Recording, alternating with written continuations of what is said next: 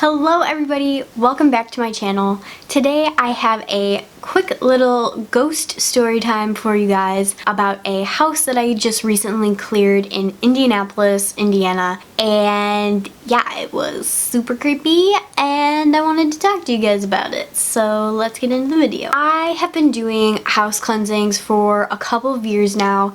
And back in October of 2018, I was on this podcast with these two guys from my town who invited me to cleanse this haunted location, and ever since then I have been kind of getting an influx of people that have been asking me to come and clear their houses. So in my free time, that's kind of what I've been doing lately. I got connected with this girl through the podcast, and she had actually contacted me because her mom's house was having activity and there were a couple of spirits kind of hanging out. So I originally went over to her mom's house to clear a bunch of spirits out, and that was a whole other story. That was a lot. So maybe I'll do a story time on that too. I don't know. Let me know in the comments if you guys want to hear about that. But basically, I cleansed her mom's house. I did a bunch of protective stuff.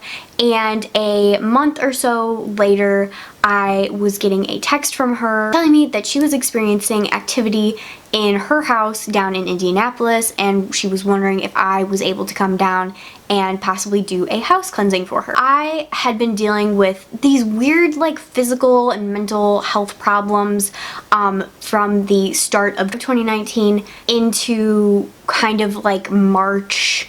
I feel like just in the last like 2 weeks or so, I've started feeling better. She texted me one day and was like, hey, I just wanted to know if you would be able to come down in the next like week or, couple of days and actually do this house cleansing because the activity is getting really bad.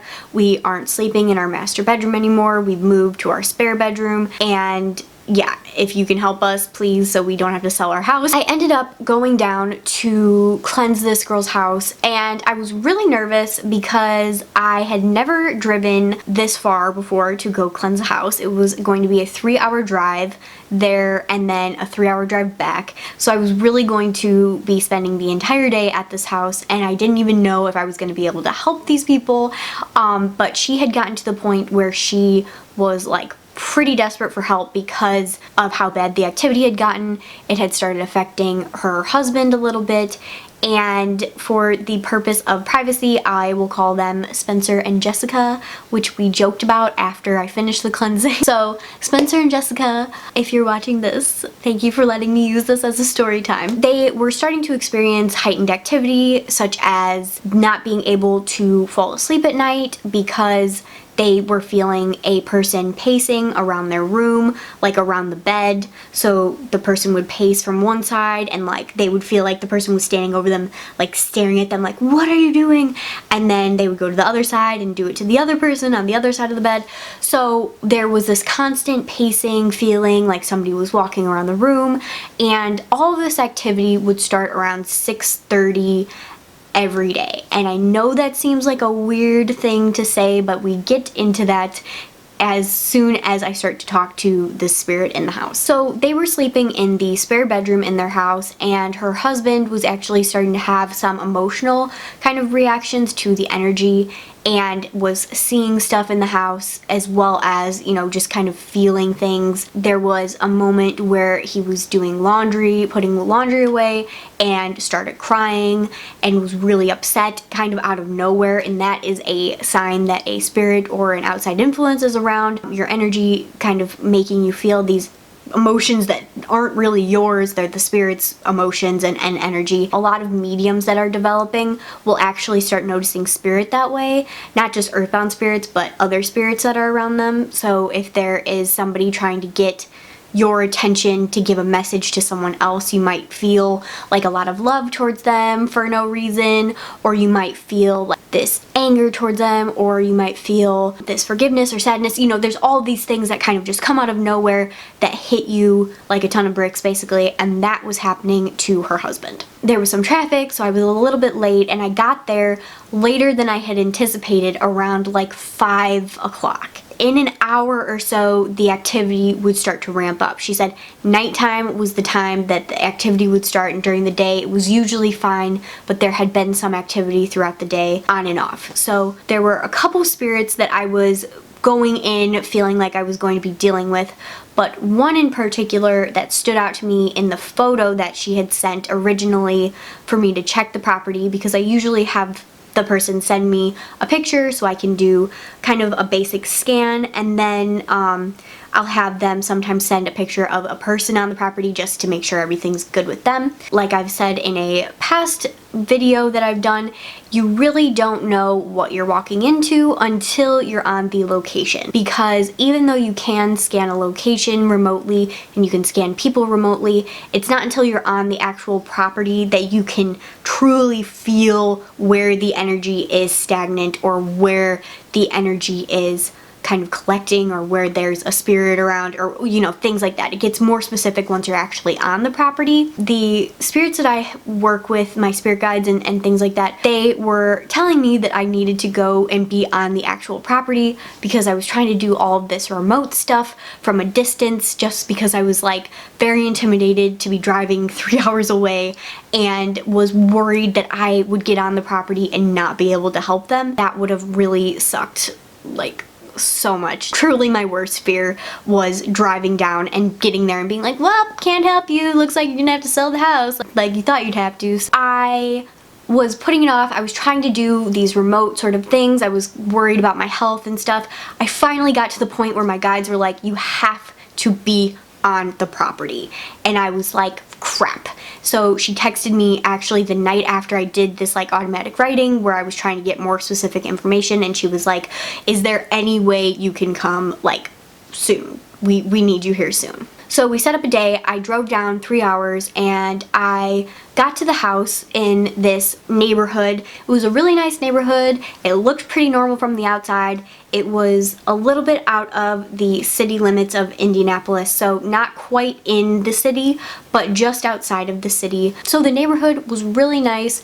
It had really big houses in it. It was beautiful. Like, I was like, wow, looks like every other neighborhood. As I was getting closer to this house, as I'm driving, I could feel the energy, and I was like, I know that I am close. Like, I must have been probably like 10 minutes, 5 minutes away. And when you pull up to the house, it looks completely normal. It's a 2-story house. It's beautiful on the outside. It was really pretty on the inside. There doesn't seem to be anything like weird about it. They had neighbors. The neighbors' houses looked normal. Everything looked normal. Like, you wouldn't have guessed that there was this activity going on inside the house unless you were inside the house. I arrived, I unpacked my stuff, I said hi, and then I asked if I would be able to go upstairs by myself and do a quick walk through just to see what I was picking up on, because I entered the house and I was feeling things, but I knew that the energy that I was going to be dealing with wasn't downstairs. The downstairs actually felt really good because most of their time was spent downstairs. Usually energy will stagnate in areas where there isn't a lot of actual activity from people that are living. So bedrooms are usually a place you go after a long day to decompress or to sleep or whatever, but the main areas where everybody was living in, like the living room,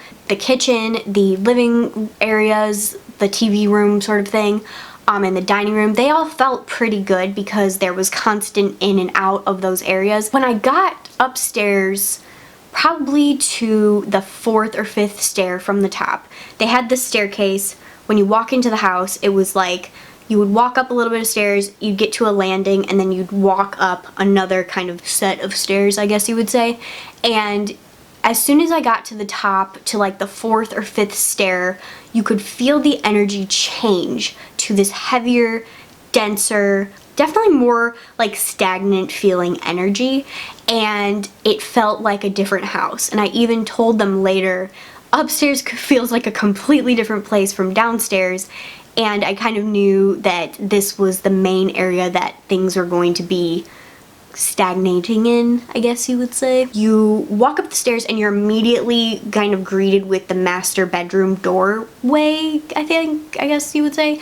And then there's a hallway and like a banister, and so you'd have the master bedroom, then you would have the little girl's bedroom, their daughter's bedroom, the bathroom, another bedroom, which was the spare bedroom they were staying in, and an office across from the spare bedroom. When I first did the picture checks that they sent me, I was picking up on the most energy in the master bedroom and then in the office space. So when I initially went up there, I immediately felt the signs and things that she was feeling when she was up there in the master bedroom. My heart started to race a little bit. The energy was so dense and stagnant, and the energy just felt really bad in there, and it was really sad. I felt confusion.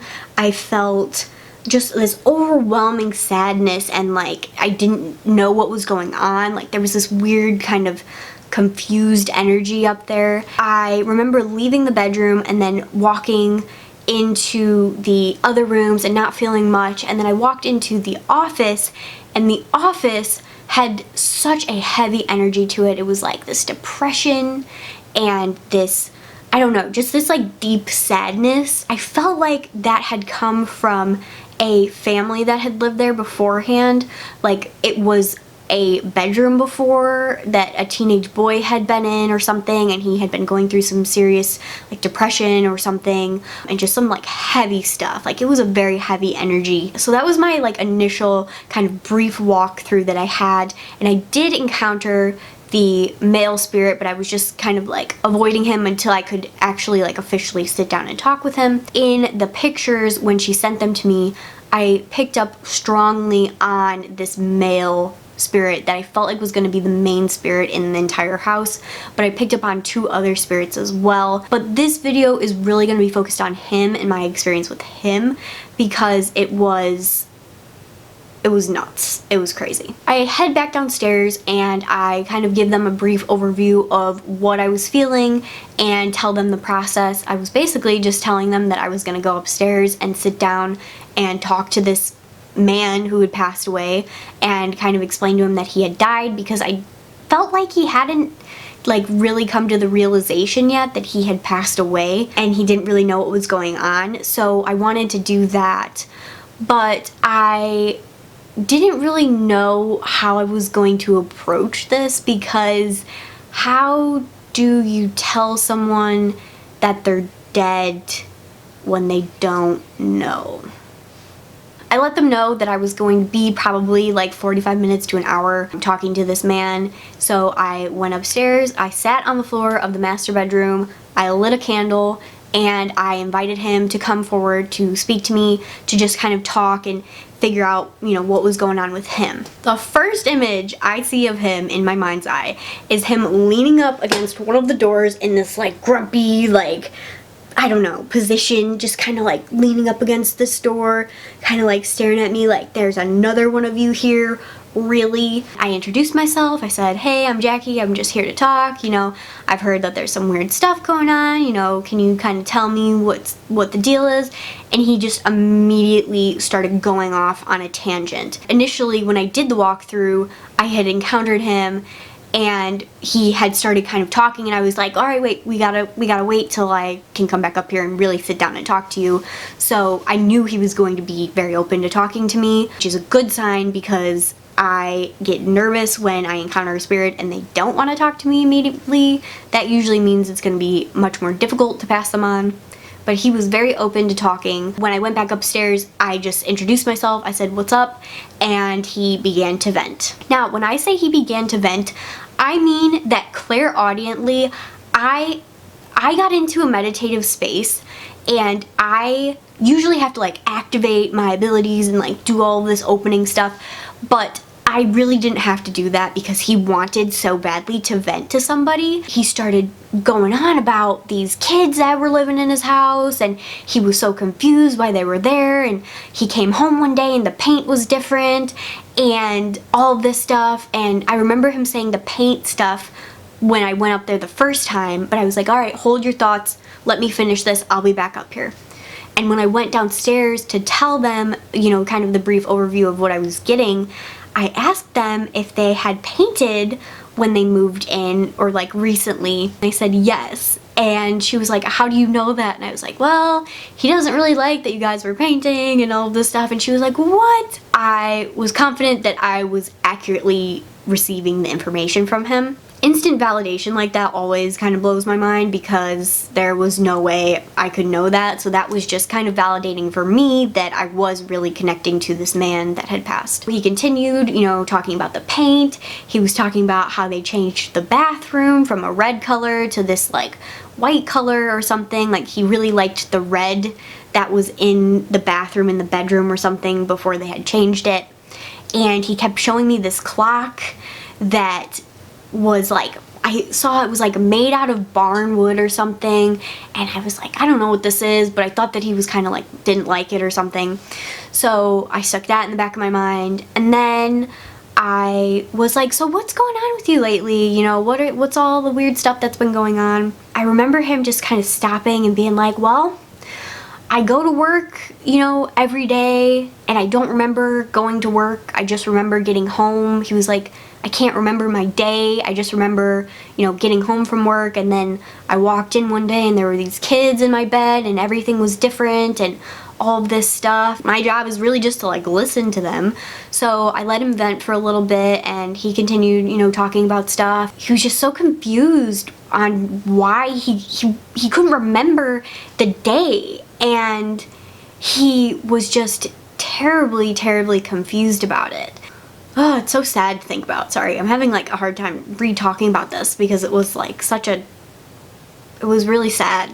So after letting him vent for a little bit, I wanted to start moving towards telling him that he had died, and I didn't really know how to handle it because he had no idea. And when I say he had no idea, I mean he thought he was coming home from work every day, walking up his stairs and getting into his, like, going into his bedroom and seeing strangers in his house. Like, could you imagine how that would feel if one day you got off work and you, like, walked into your room to, like, decompress and there were strangers in your bed and the paint was different and everything was different, and just the confusion you would feel? Because I cannot even imagine. Hey guys, so I am filming right now, and I just wanted to fill in a little bit of detail because I realized that when my camera died in the middle of filming, I had absolutely no idea where I had left off. So I just want to get you up to speed. After I had let this male spirit vent for a little while, I had moved into working to kind of like get him to realize that he was dead. So I pretty much just like came out and told him that he had passed away, and that's why he couldn't remember a lot of his day and you know, things that normal people that are alive would remember about their day. And that's why he only remembered, you know, coming home after work, and he didn't remember, you know, what happened during the day at work and all of this stuff. So I pretty much just came out and said, hey, you are passed. After I did that, he had paced around the room really, really anxiously for probably about like 3 minutes before he actually calmed down, and he was just freaking out. He was like, what? Like, just like an anxiety sort of like pacing around the bed, and pacing back and forth like across the carpet. So he did end up calming down after about 3 minutes of doing that, but I just wanted to kind of let you guys know that that was part of his personality, and he finally calm down, and we were able to start to talk about other things and answer his questions and things like that. So I just wanted to add that. Thank you. Now back to the main video. So we continued talking, and he kind of just wanted to know the process of what was going to happen to get him moved on and to get him out of that place. And he was always like, I remember him asking me like a couple times, like, why am I here? Like, this isn't how it's supposed to be. Aren't you supposed to like go to heaven after you die and all this stuff? And I was like, yeah, there are some factors into why you could have like come back here. There might have been some sadness that you were holding on to that you really needed to work through before you crossed over or something. There are so many different reasons why a spirit could get stuck, and it's usually because of something traumatic. So even the fact that his family like wasn't with him when he passed could have caused that, but I don't have all the answers. So I really told him, I don't know, like I have no idea why this happened to you. I was like, I'm sorry it did, and I'm here to help now. I remember sitting on the floor, and after like responding with something, he would scratch his like beard. Like I could hear him. Have you ever been around a man that has kind of like a scruffy I just got myself in the viewfinder. I don't know how to describe it. It's not like a full beard, it's just like stubble. It was stubble. It was like he had all this like beardy like stubble where you could like hear him scratching his face when I was like responding with something, and then he like took a minute to think about it, and I could hear him like moving his fingers across his face and his beard basically. So that was weird. So I put that in the back of my mind for later. And then he was like, well, so what do we do now? And I was like, well, I'll get you whatever you want to like have as like your last experience here, and then I will usually call somebody like a family member or like a mom, a dad, a sibling, a grandparent, somebody to come and get the spirit and kind of escort them into the light. That's the best way to do it in my opinion, because a lot of times when you're just like, do you see the light? They're like, no, what do you mean? So calling a relative or something is a better way, because one, it's comfortable knowing that there is a relative already passed over on the other side that can kind of help you transition, you know that you're safe, things like that.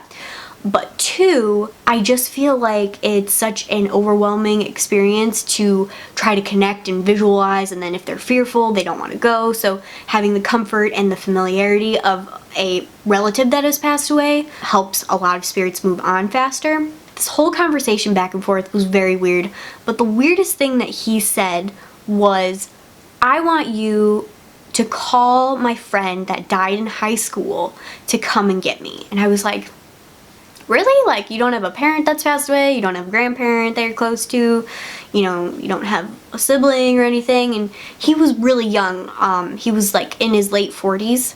He didn't seem to have a very good relationship with his family, so any relatives that had passed on, he didn't like go straight to them to like want to have them come to get him. But he goes, I want you to call my friend from high school that passed away, because if I know that if he comes out of a white light, this is legit. And I was like, really? And he was like, yeah, he's the most skeptical person that I know, and you know, we were really good friends, like blah blah blah, he died in high school, all this stuff, and if he comes out of a white light, I will believe you. And I was like, all right, cool, like let's do it. Usually I ask a spirit like, do they need something or do they want something before they cross over, just to kind of make the experience better. Sometimes they just want to vent about their life, sometimes they want food, sometimes they want, you know, whatever. It could be tons of things. He wanted a beer. He was like, man, I just miss drinking beer. I really want a beer. If you got a beer, like hook it up. And he like showed me a Heineken bottle and like a Guinness bottle, and I was like, all right, I'll go see you downstairs. They're gonna think I'm crazy, but all right. I had ordered pizza, so he was also like, grab me a slice of that pizza if you can. And I was like, okay dude, I got you. So I go downstairs and I go up to Jessica and I was like, hey, this is gonna sound really weird, but do you guys have any beer in the fridge? And she just looks at me and she goes, why? Does he want a beer? And I was like, yeah, he really wants a beer. And she was like, that's so crazy. Spencer's dad is this huge craft beer guy, and we have all of these super fancy like beers in the fridge, so we can totally like pick out a nice one for him. And I was like, awesome, that's amazing. So she picked out a really good beer, and I got him a slice of pizza. I took it upstairs and I just left it, because when you leave an offering for a spirit, whether it's for like an ancestor or somebody that's passed that you know or whatever, you just leave it and you let them do their thing and make the intention that it goes to them, blah blah blah, and then you throw it away or dump it out or whatever.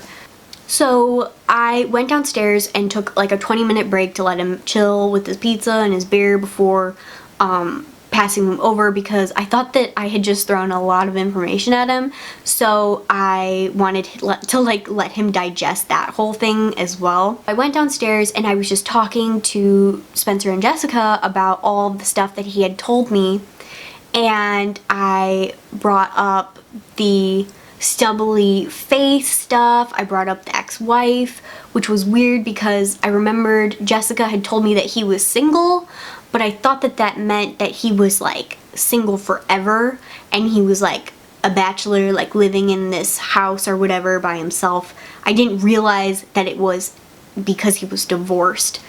So like when he was telling me about his ex-wife while I was sitting up there in the bedroom, I was like, am I making this up? Because I thought that she had told me that he was single, so I was like fighting myself a little bit.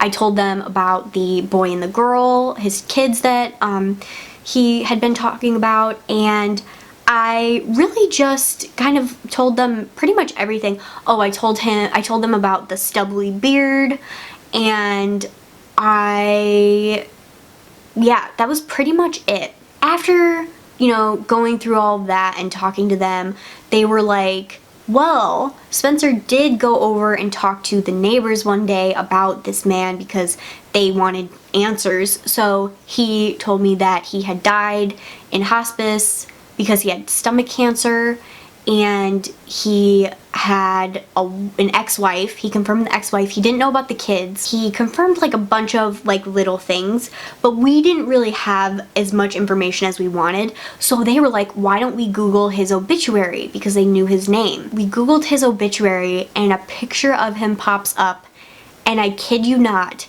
he had this like lightly grown stubbly beard and like stubbly mustache, and he had this like square face. He looked exactly how I had seen him in my mind, and that was like really crazy.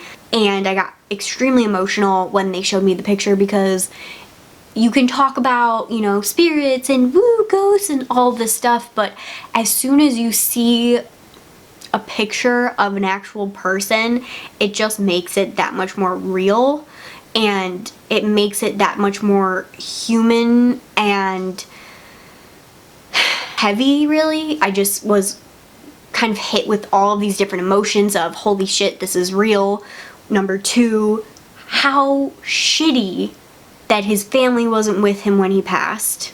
And three, holy crap, he has been here since he died, which we found out was like 2 years ago, or like a year and a half ago or something. So he was pretty newly passed, which would make sense as to why he was still kind of in that state of confusion and being alive. And it also made sense that he didn't understand that why he couldn't remember his day at work, and he would get home probably around 6:30 every day, and that's when the activity would start in the house.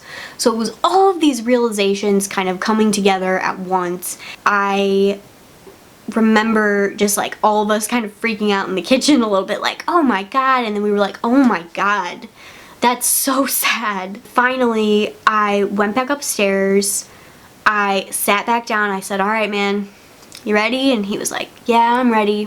I got into a meditative state. I did a visualization of this like white light for him, and I was like, all right, I need you to kind of visualize that. I'm gonna call your friend for you, and then as soon as you see the light, go. So in my mind's eye, I see this kind of light appear, like this oval sort of shape appear. And when I see spirit, I usually see them more as like an outline, so I don't see distinct features unless I ask for them. But in his case, he was so, I don't know if it was because he had just died recently or what, but I was able to see him in a distinct way that I had really never been able to see a spirit before, like, unless I asked. I'm seeing in my mind's eye this like white light open up, and it's probably like as tall as him, so like around 6 foot or so. And it opens up kind of next to him, and you just see this man walk out of the white light, and they do this like bro hug, like bear hug thing, and I just saw an angel like pop up behind him. It was so weird. I didn't even like call any angels or anything. It was just, I think, his angel or like I don't know what it was. It was really crazy to like see that, because I'd never seen that before. And I've seen angels and spirit guides when I do aura readings, but to see one pop up without me having to like ask or call or whatever was really special to me. And I just like kind of like nodded at him, and he walked into the light with his friend, and that was it. I just kind of like waited, you know, just to see, but the energy completely shifted in the space after that, and it was just like this weight had been lifted. I went through, I cleared the bedrooms upstairs, every room upstairs pretty much, all the closets, everything. I went through with sage, I went downstairs, I went through with sage, and I just kind of imagined pushing the negative energy out through the windows and through the doors. I opened the front door and pretended like I was pushing it out there, and that's just kind of a visualization you can do when you smudge your own house. After that, I cleansed the office and did all of that. I put up some protective barriers and stuff, and there was a lot more that happened during this cleansing, such as getting in touch with Jessica's spirit guide and learning, you know, all of these different things about the house and anchoring the house, because it was like almost too high energy, so we had to bring it down a little but still keep the energy good inside. And I set up a barrier. She texted me the next day and was like, we are so happy, like we're finally sleeping. We slept in our master bedroom for the first night in like 2 weeks last night.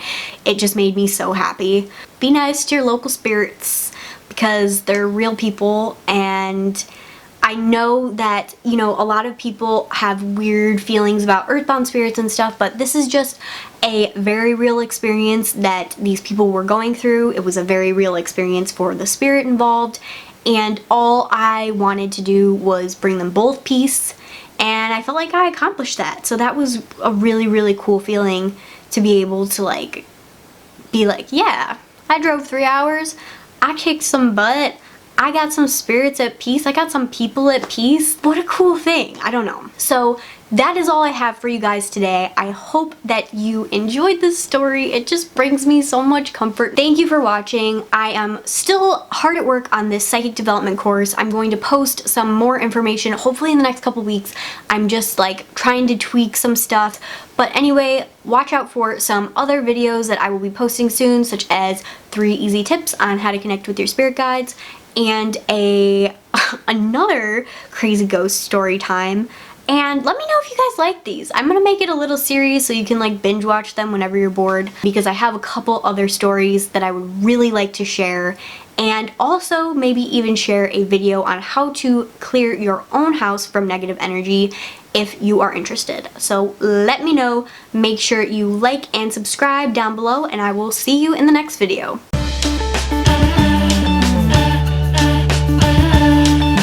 Realtors, hit me up. I'll clear your houses for you if you got ghosts.